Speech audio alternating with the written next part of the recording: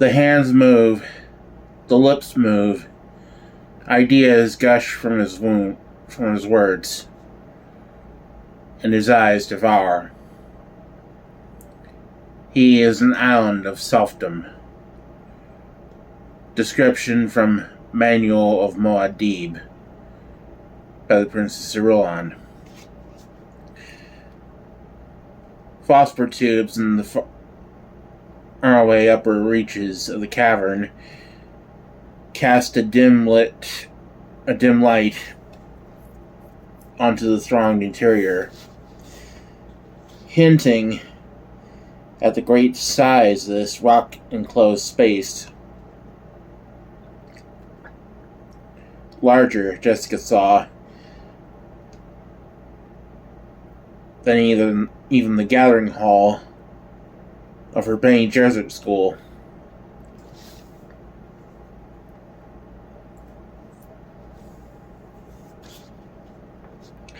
She estimated there were more than 5,000 people gathered out there beneath the ledge where she stood with Stilgar, and more were coming. The air was murmurous with people. Your son has been summoned from his rest, Saidina, Stilgar said. Do you wish him to share in your decision? Could he change my decision? Certainly, the air with which you speak comes from your own lungs, but the decision stands, she said. But she felt misgivings, wondering if she should use Paul as an excuse for backing out of a dangerous course. There was an unborn daughter to think of as well. What endangered the flesh of the mother endangered the flesh of the daughter. Men came with rolled carpets, grunting under the weight of them, stirring up dust as the loads were dropped onto the ledge. Stilgar took her arm, led her back into the acoustical horn that formed the rear limits of the ledge. He indicated a rock bench within the horn. The Reverend Mother will sit here, but you may rest yourself until she comes. I prefer to stand, Jessica said. She watched the men unroll one of the carpets covering the ledge, looked out at the crowd. There were at least 10,000 people on the rock floor now,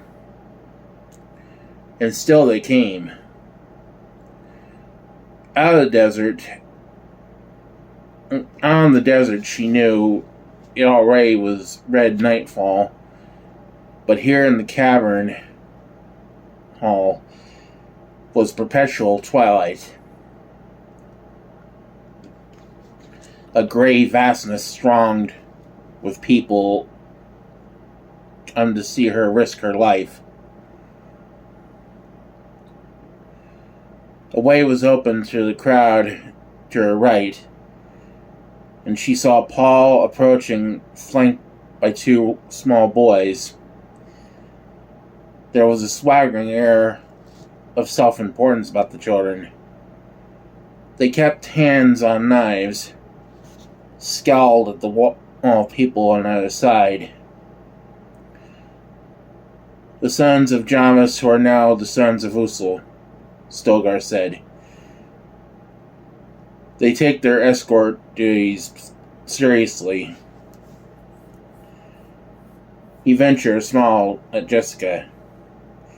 Jessica recognized the effort to lighten her mood and was grateful for it, but could not take her mind from the danger that confronted her.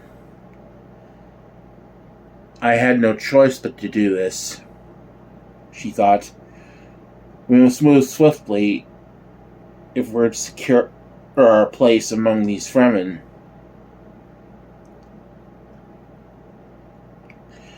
Paul climbed to the ledge, leaving the Chorin below. He stopped in front of his mother, glanced at Stilgar, back to Jessica. What is happening? I thought I was being summoned to council. Stilgar raised a hand for silence, gestured to his left, where another way had been opened in the throng. Chani came down the lane opened there, her elfin face set in lines of grief. She had removed her stealth suit and wore a graceful blue wraparound that exposed her thin arms. Near the shoulder on her left arm, a green kerchief had been tied. Green for mourning, Paul thought. It was one of the customs the two sons of Jamis had explained to him by indirection, telling him they wore no green because they accepted him as guardian father. Are you the Lisan al-Gaib? They had asked, and Paul had sensed the jihad in their words. Shrugged off the question with one of his own, learning then that Khalif, the elder of the two, was 10, and the natural son of Geoff. Orlop, the younger, was 8, the natural son of Jamis. It had been a strange day with these two standing guard over him because he asked it, keeping away the curious, allowing him the time to nurse his thoughts and prescient memories, to plan a way to prevent the jihad. Now, standing beside his mother on the cavern ledge and looking out at the throng, he wondered if any plan could prevent the wild outpouring of fanatic legions. Chani, nearing the ledge, was followed by, at a distance by 4 women carrying another woman in a leader. Jessica ignored Chani's approach, focusing all her attention on the woman in the litter, a crone. A wrinkled and shriveled ancient thing in a black gown, with hood thrown back to reveal the tight knot of gray hair in the stringy neck. The litter carriers deposited their burden gently on the ledge from below.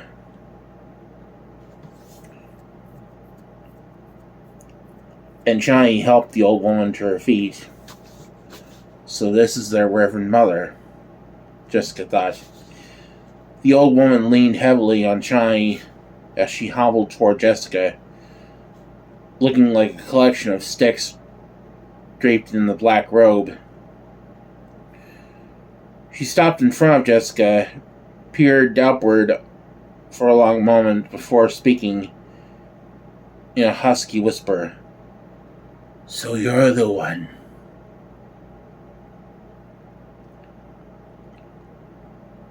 The old head nodded once precariously on the thin neck. The Shut-Up Mapes was right to pity you. Jessica spoke quickly, scornfully. I need no one's pity. That remains to be seen, husked the old woman. She turned with surprising quickness and faced the throng. Tell them, Stilgar. Must I? He asked. We are the people of Misr, the old woman rasped.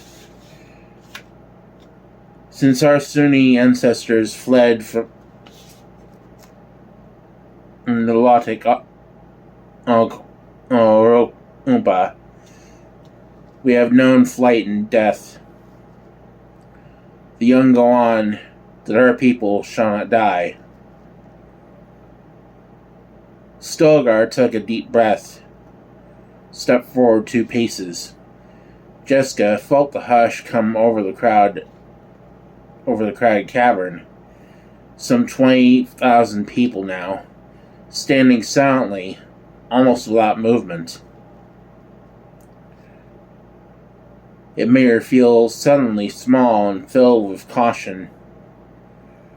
Tonight we must leave this Seitch that has sheltered us for so long and go south into the desert, Stilgar said. His voice boomed out across the uplifted faces, reverberating force given it by the acoustical horn behind the ledge. Still, the throng remained silent. The Reverend Mother tells me she cannot survive another Hajra, Stilgar said. We have lived before without a Reverend Mother, but it is not good for people to seek a new home in such straits. Now the throng stirred, rippling with whispers and currents of disquiet. That this may not come to pass, Stilgar said, our new Sayadina, Jessica of the Weirding, has consented to enter the rite at this time. She will attempt to pass within, that we not lose the strength of our Reverend Mother. Jessica of the Weirding, Jessica thought. She saw Paul staring at her, his eyes filled with questions, but his mouth held silent by the strangeness around them. If I die in the attempt, what will become of him? Jessica asked herself. Again, she felt the misgivings fill her mind. Chani led the old Reverend Mother to a rock bench deep in the acoustical horn, returned to stand beside Stilgar. That we may not lose all if Jessica of the Weirding should fail, Stilgar said. Chani, Dar of Liet, will be consecrated in the Sayadina at this time. He stepped 1 pace to the side. From deep in the acoustical horn, the old woman's voice came out to them,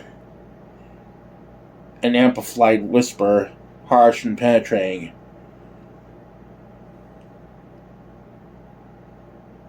Chani has returned from her Hajra. Chani has seen the waters. A susurrant response arose from the crowd. She has seen the waters. I consecrate the daughter of Liet in the Sayadina, husked the old woman. She is accepted. The crowd responded. Paul barely heard the ceremony, his attention still centered on what had been said of his mother. If she should fail? He turned and looked back at the one they called Reverend Mother, studying the dried grown features, the fathomless blue fixation of her eyes. She looked as though a breeze would blow her away, yet there was that about her which suggested that she might stand untouched in the path of a Coriolis storm. She carried the same aura of power they remembered from Reverend Mother Gaius and Mohiam.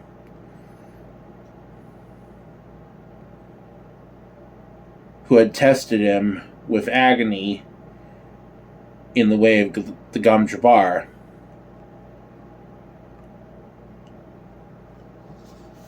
I, the Reverend Mother Ramallo, whose voice speaks as a multitude, say this to you, the old woman said. It is fitting that Chani entered the Saidina. It is fitting. The crowd responded. The old woman nodded, whispered, I give her the silver skies, the golden desert, and its shining rocks, the green fields that will be. I give these to Saidina Chani. And lest she forget that she's servant of us all,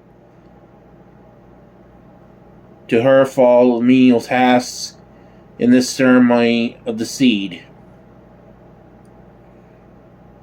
Let it be as Shai Hulud will have it. She lifted a brown stick arm, dropped it. Jessica, feeling the ceremony close around her with a current that swept her beyond all turning back, glanced once at Paul's question-filled face, then prepared herself for the ordeal. Let the War Masters come forward, Chani said with only the slightest quaver of uncertainty in her girl-child voice. Now Jessica felt herself at the focus of danger, knowing its presence in the watchfulness of the throng, in the silence. A band of men made its way through a serpentine path opened in the crowd, moving up from the back in pairs. Each pair carried a small skin sack, perhaps twice the size of a human head. The sacks sloshed heavily. The two leaders deposited their load at Chani's feet on the ledge and stepped back. Jessica looked at the sack, then at the men. They had their hoods drawn back, exposing long hair tied in a roll at the base of the neck. The black pits of their eyes stared back at her without wavering. A furry redolence of cinnamon arose from the sack, wafted across her. Jessica. Spice? She wondered. Is there water? Chani asked. The wire master on the left, a man with a purple scar lying opposite the bridge of his nose, nodded once. There is water, Saidina, he said, but we cannot drink of it. Is there seed? Chani asked. There is seed, the man said. Chani knelt and put her hands to the sloshing sack. Blessed is the water and its seed.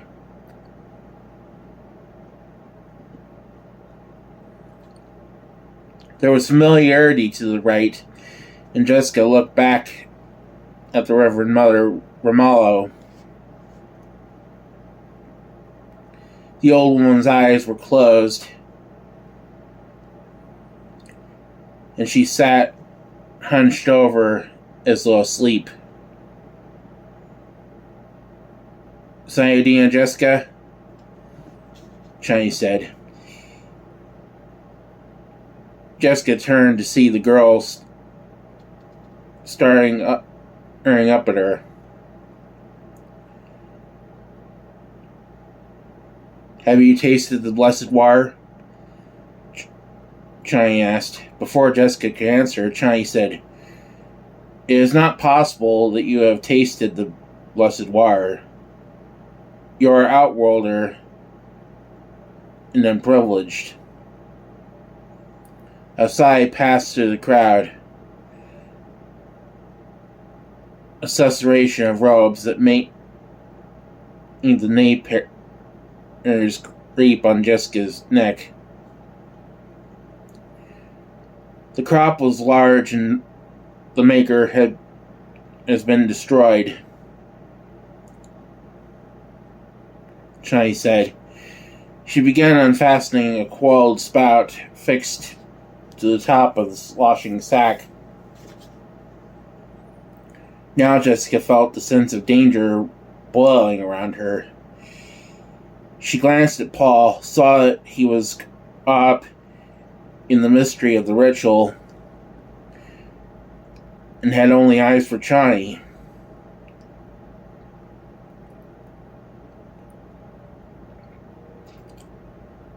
Has he seen this moment in time?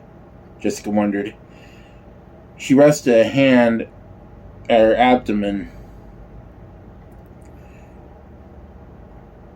thinking of the unborn daughter there, asking herself, do I have the right to risk us both?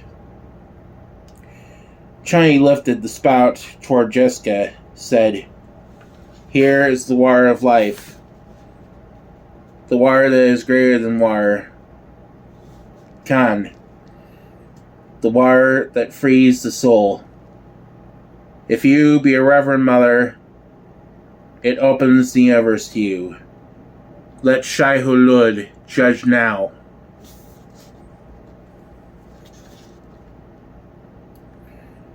Jessica felt herself torn between duty to her unborn child and duty to Paul.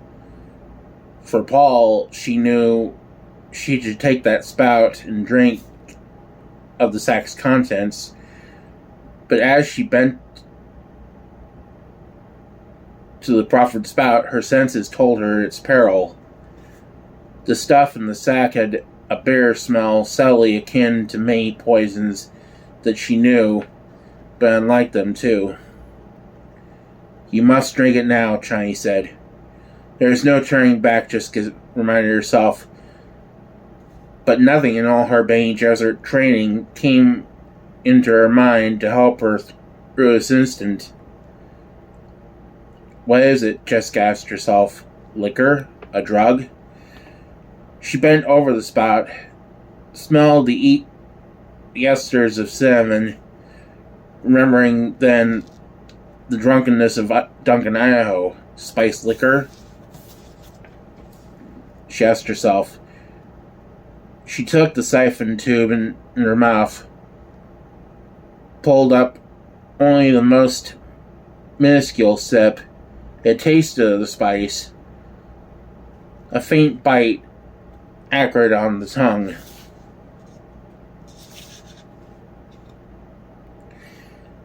Chani pressed down the skin bag. A great gulp of the stuff surged into Jessica's mouth, and before she could help herself, she swallowed it, fighting to retain her calmness and dignity. To accept a little death is worse than death itself, Chani said. She stared at Jessica, waiting, and Jessica stared back, still holding the spout in her mouth. She tasted the sack's contents in her nostrils, in the roof of her mouth, in her cheeks, in her eyes. A biting sweetness now, cool. Again, Chani sent the liquid gushing into Jessica's mouth. Delicate. Jessica studied Chani's face, often features, seeing the traces of late kinds there, as yet unfixed by time. This is a drug they feed me, Jessica told herself. But it was unlike any other drug of her experience. Any Bene Gesserit training included the taste of many drugs.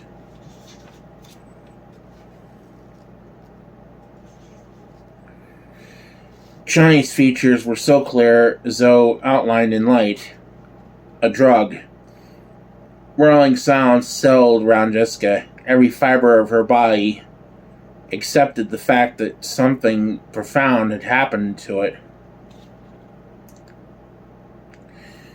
She felt that she was a conscious mote, smaller than any subatomic particle,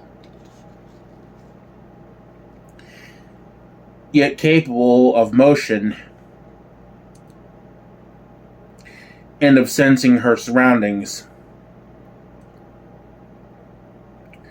Like an abrupt revelation, the curtain slipped away. She realized she had become aware of a psychokinetic extension of herself. She was the mote, yet not the mote. The cavern remained around her. The people, she sensed them. Paul, Chani, Stilgar, the Reverend Mother, Reverend Mother. At the school, there had been rumors that some did not survive the Reverend Mother ordeal, that the drug took them. Jessica focused her attention on the Reverend Mother Ramallo, aware now that all this was happening in a frozen instant of time.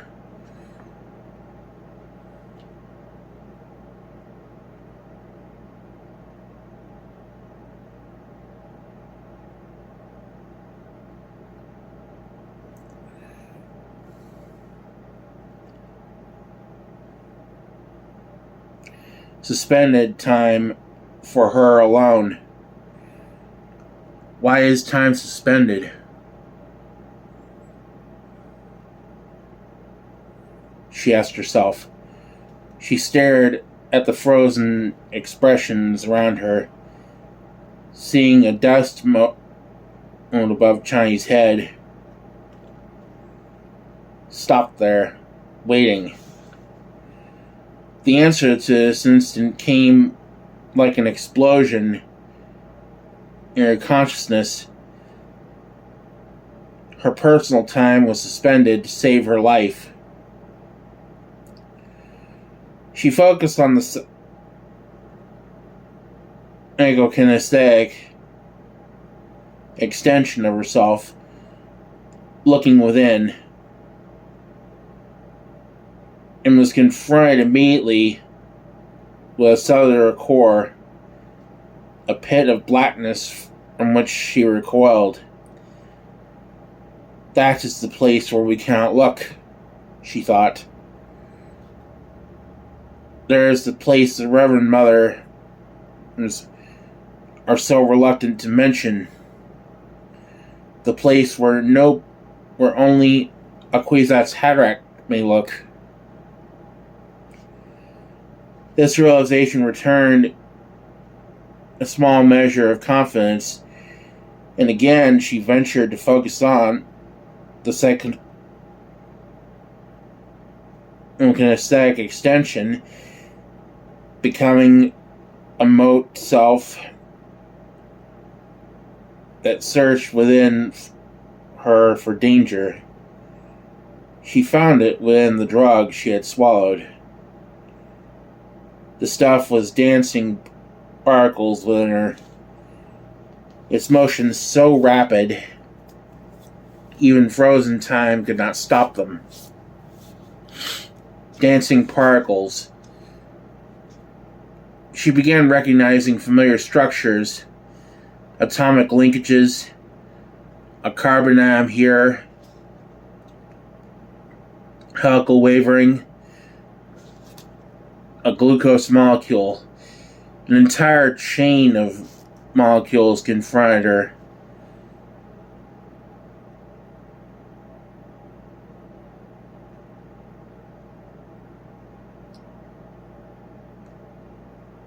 And she recognized a protein,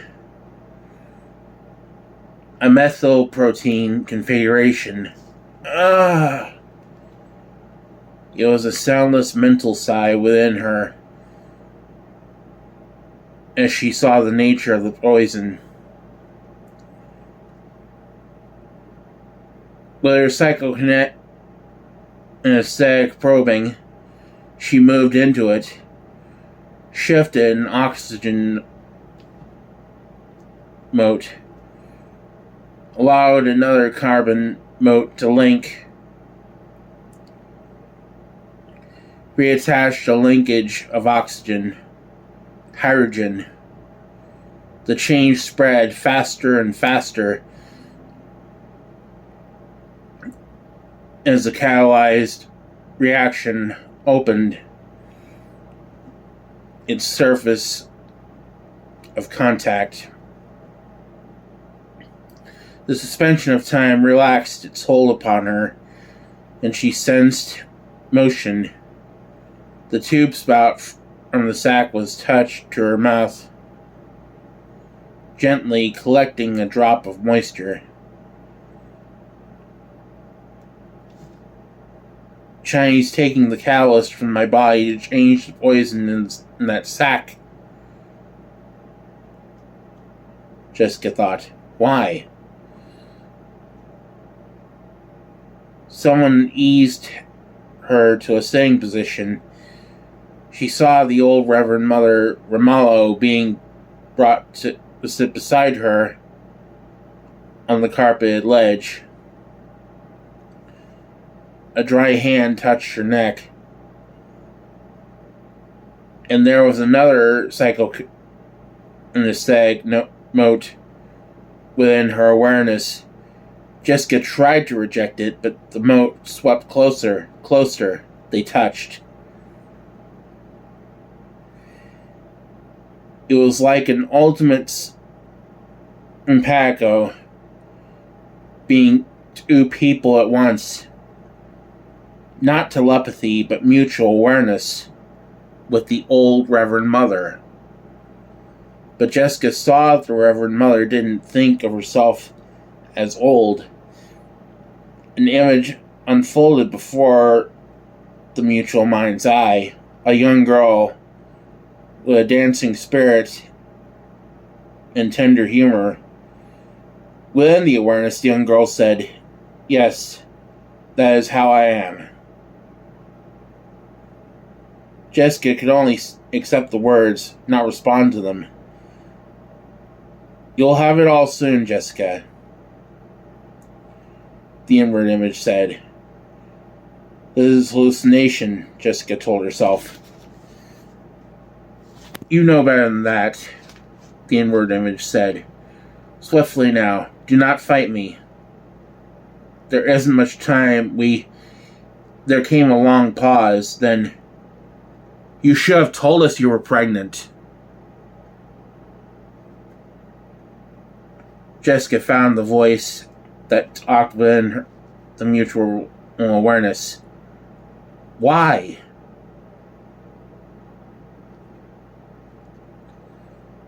This changes both of you. Holy Mother, what have we done?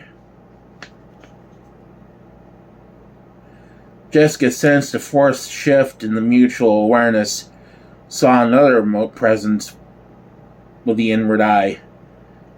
The other mote darted wildly there, circling. It radiated pure terror. "You'll have to be strong," the old Reverend Mother's image presence said. "Be thankful it's the dar you carry. This would have killed a male fetus. Now, carefully, gently, touch your daughter presence. Be your daughter presence. Absorb the fear. Soothe. Use your courage and your strength. Gently now. Gently."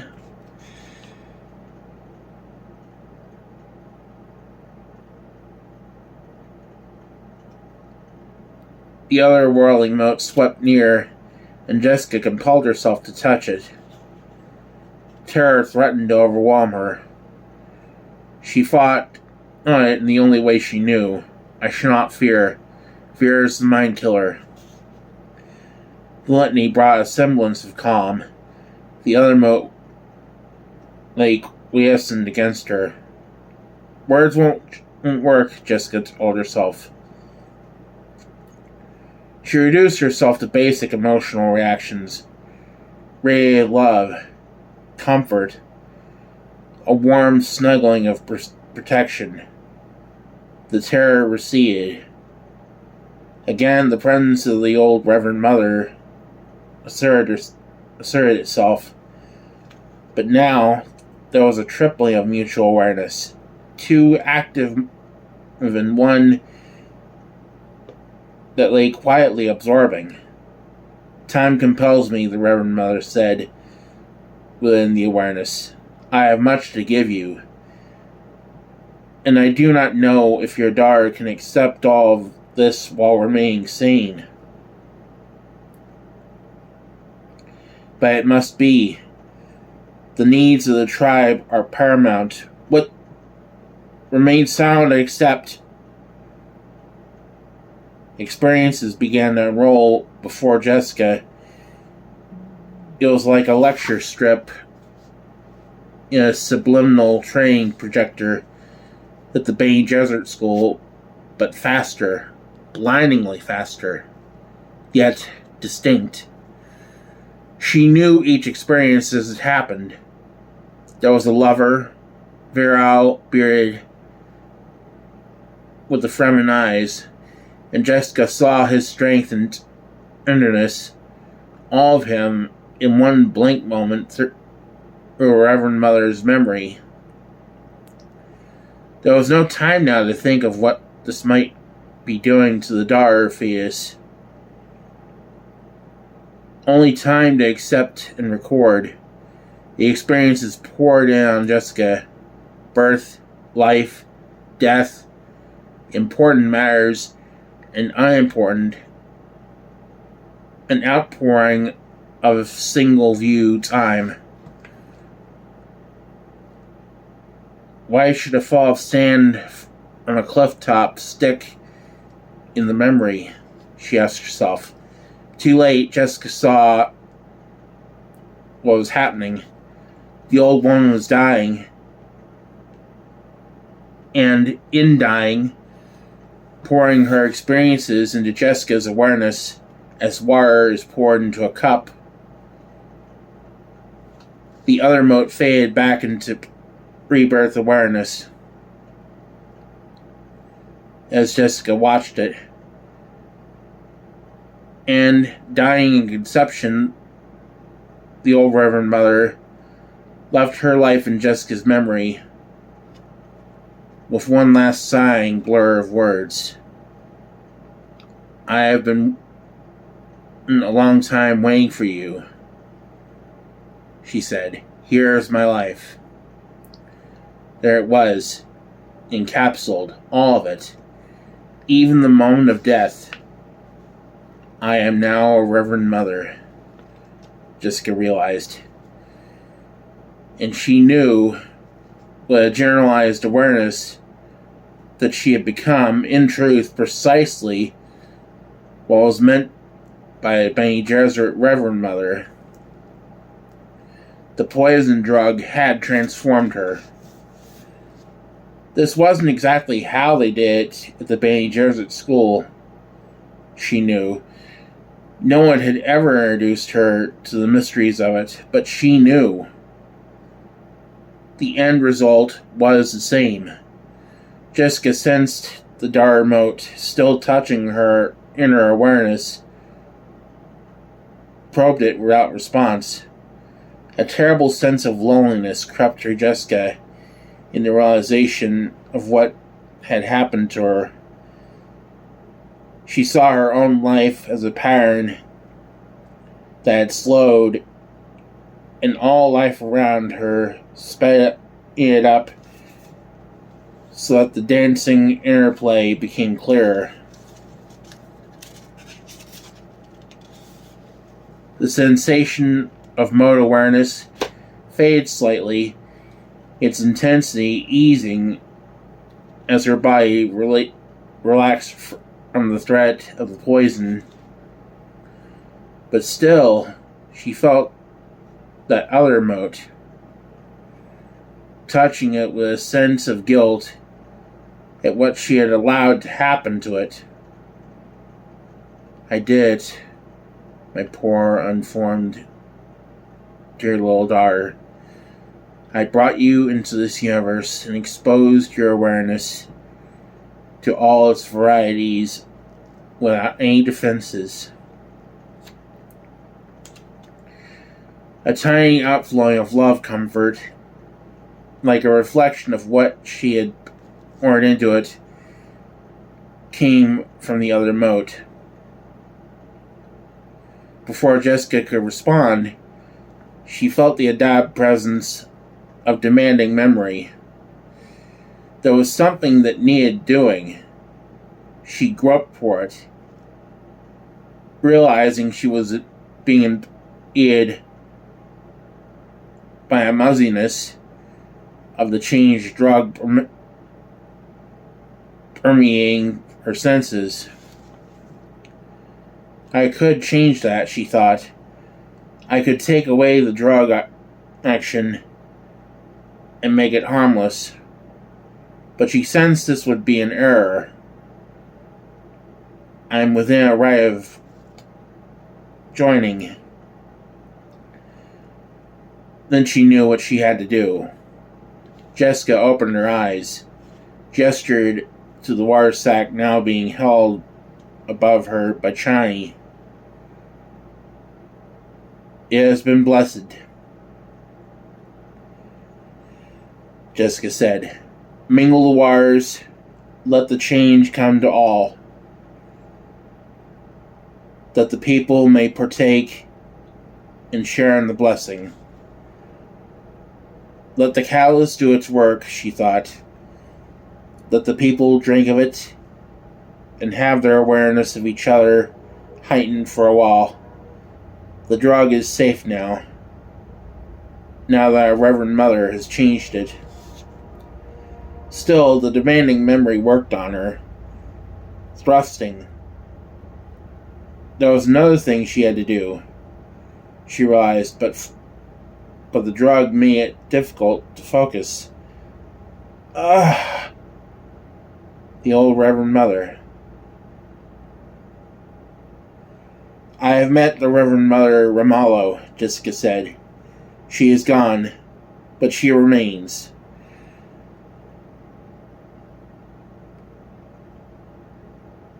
Let her memory be honored in the rite. Now, where did I get those words? Jessica wondered. And she realized it came from another memory. The life that had been given to her and now was part of herself. Something about that gift felt incomplete, though.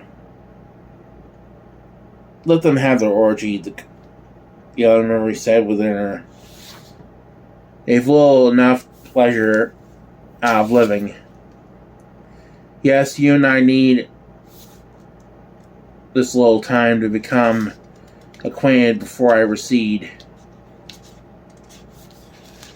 and pour out through your memories. Already, I've feel myself being tied to the bits of you. You have a mind filled with interesting things. So many things I'd never imagined. And the memory mind encapsulated within her opened itself to Jessica, permitting a view down a wide corridor to the other Reverend Mothers until there seemed no end to them. Jessica recoiled, fearing she would become lost in the ocean of oneness. Still, the corridor remained, revealing to Jessica that the Fremen culture was far older than she had expected. There had been Fremen on Portran, she saw, a people grown soft with an easy planet. Fair game for Imperial raiders to harvest and plant human colonies on Balatagius and Seleucus Secundus. Oh, the wailing Jessica sensed in that parting. Far down the corridor, an image voice screamed, "They denied us the Haji." Jessica saw the slave crims on Balatagius down that inner corridor, saw the weeding out and the selecting that spread men to Rosak and Harmonthep.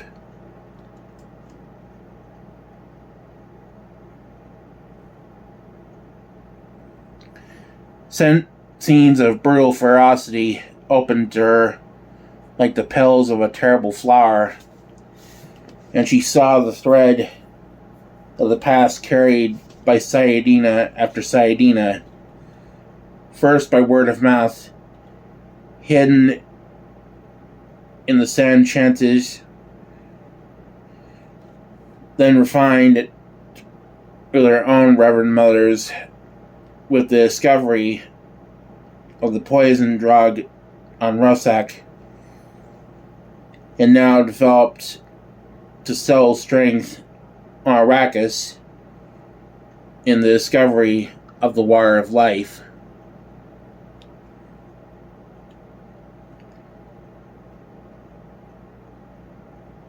Far down the inner corridor, another voice screamed, "Never to forgive, never to forget."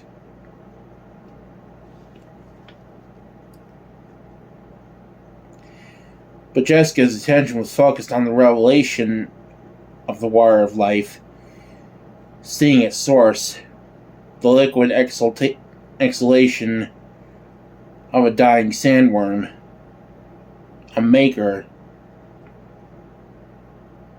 And as she saw the killing of it in her new memory, she suppressed a gasp. The creature was drowned. "Mother, are you alright?" Paul's voice intruded on her, and Jessica struggled out of the inner awareness to stare up at him, conscious of the duty to him, but resenting his presence. "I'm like a person whose hands were kept numb, without sensation from the first moment of awareness, until one day the ability to feel is forced into them."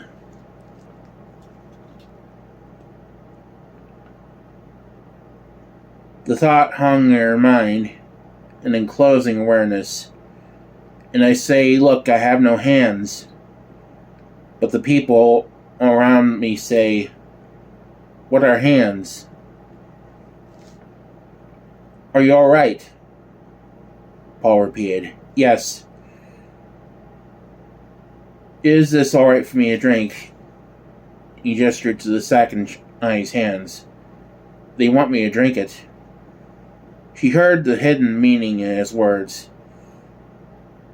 Realized he had detected the poison in the original unchanged substance, that he was concerned for her. It occurred to Jessica to wonder about the limits of Paul's prescience. His question revealed much to her. "You may drink it," she said. "It has been changed." And she looked beyond him to see Stilgar staring down at her, the dark eyes studying. "Now we know you can't be false."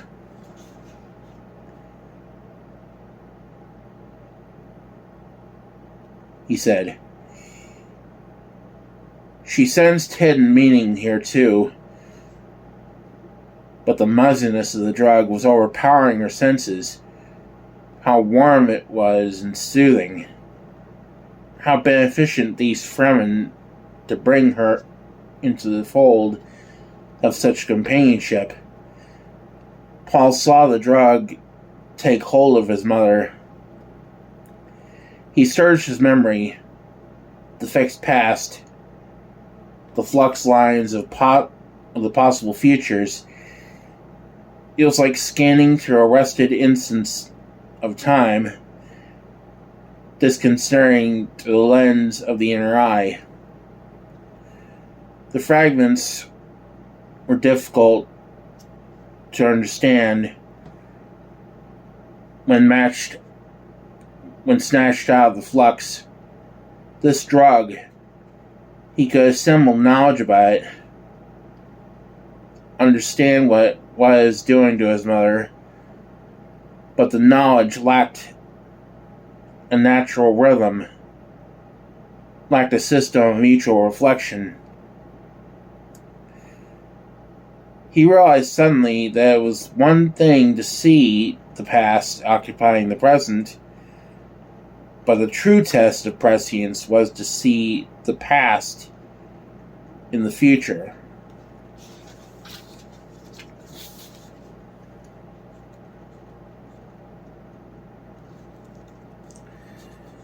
Things persisted not being what they seemed.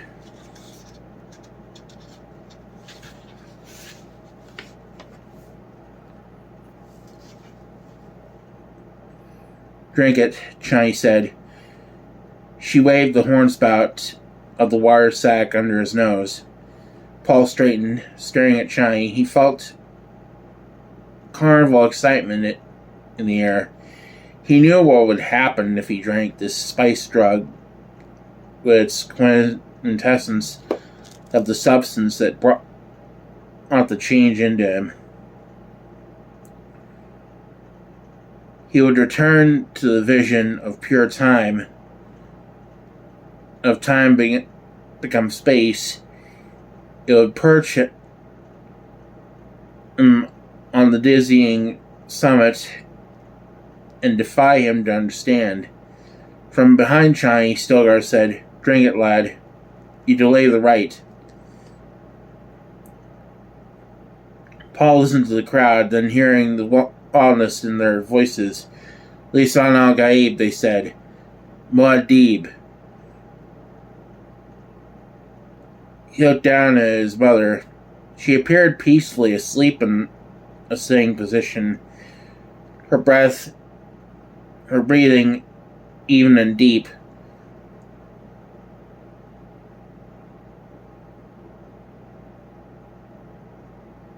A phrase out of the future that was his only past came into his mind.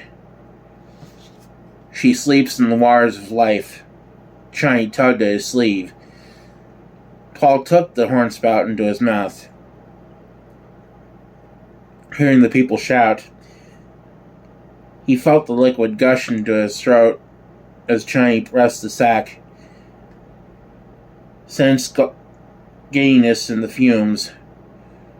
Chani removed the spout, handed the sack into the hands that reached from the floor of the cavern. His eyes focused on her arm, the green band of mooring there. As she straightened, Chani saw the direction of his gaze. Said, "I can mourn him even in the happiness of the waters." This was something he gave us.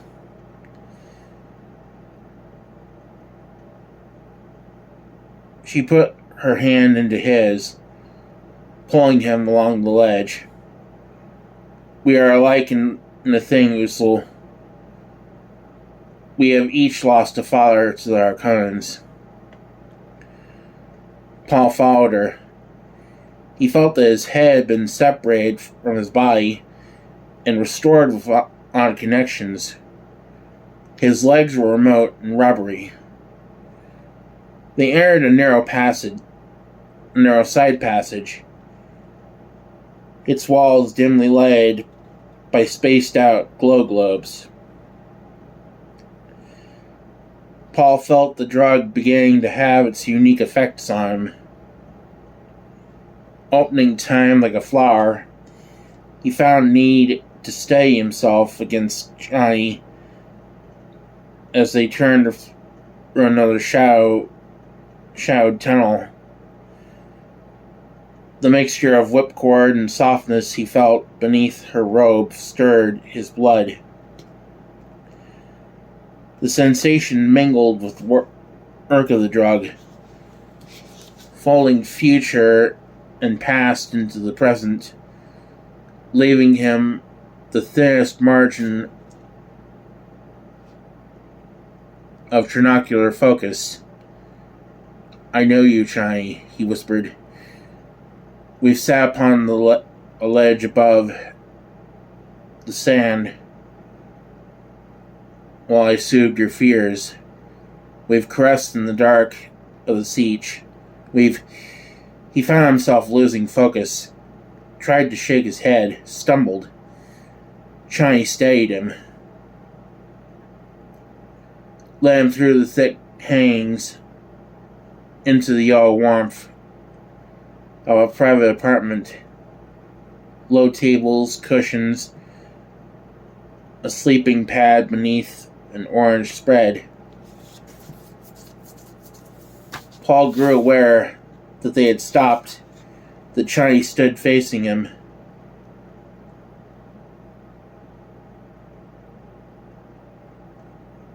And their eyes betrayed a look of quiet terror. "You must tell me," she whispered. "You are St Alia," he said, "the desert spring. When the tribe shares the water," she said, "we're together, all of us. We share. I can sense the others with me, but I'm afraid I need to share with you." "Why?"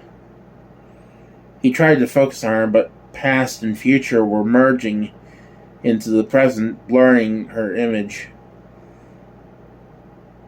He saw her in countless ways, in positions and sayings.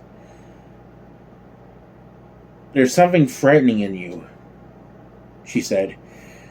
"When I took you away from the others, I did it because I could feel what the others wanted you. Wanted. You press on people. You make us see things." He forced himself to speak distinctly. "What do you see?" She looked down at her hands. "I see a child in my arms. It's our child, yours and mine." She put her hand to her mouth. "How can I know every feature of you?" They've a little of the talent, his mind told him, but they suppress it because it terrifies.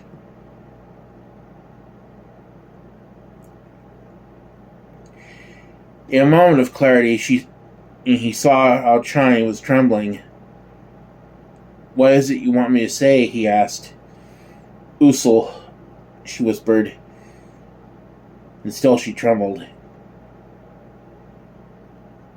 "You cannot back into the future," he said. A profound compassion for her swept through him. He pulled her against him, stroked her head. Chani, don't fear." "Usul, help me," she cried. As she spoke, he felt the drug complete its work within, ripping away the curtains to let him see the distant gray turmoil of his future. "You're so quiet," Chani said. He felt himself poised in the awareness,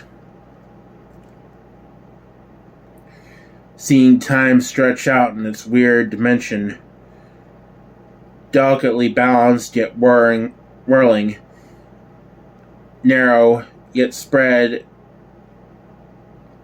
like a net, gathering countless worlds and forces. A tight wire that he must walk, yet a teeter-totter on which he balanced.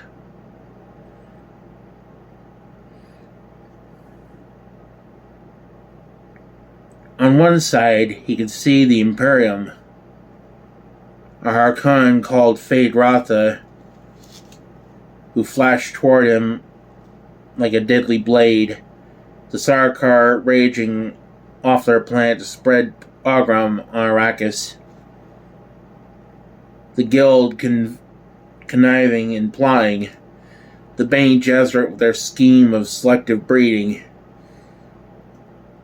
They lay massed like a thunderhead on his horizon, held back by no more than the Fremen and their Muad'Dib. The sleeping giant Fremen poised for their wild crusade across the universe. Paul felt himself at the center, at the pivot where the whole structure turned, walking a thin wire of peace with a measure of happiness. Chani at his side, he could see it stretching ahead of him, a time of relative quiet in the hidden Seitch, a moment of peace between periods of violence.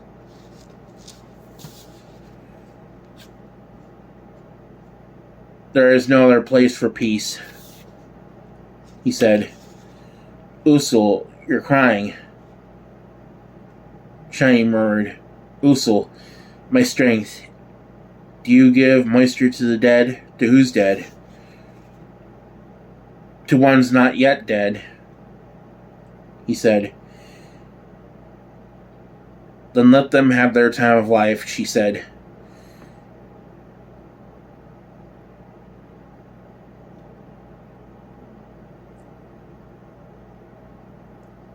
He sensed through the drug fog how right she was. Pulled her against him with savage pressure. St Alia, he said.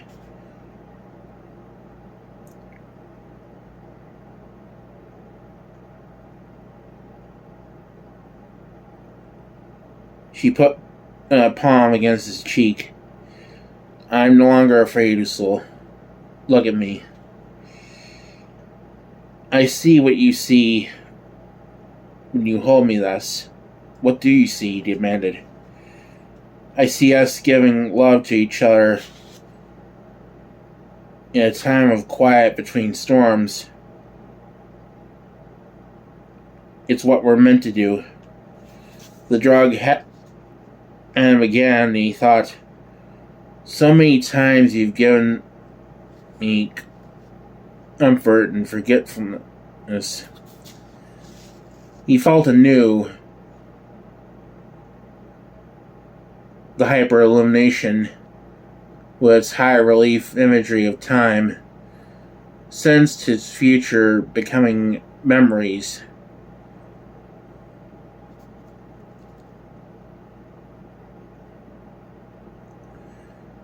The tender indignities of physical love, the sharing and communion of selves, the softness and the violence. You're the strong one, Chani, he muttered. Stay with me. Always, she said,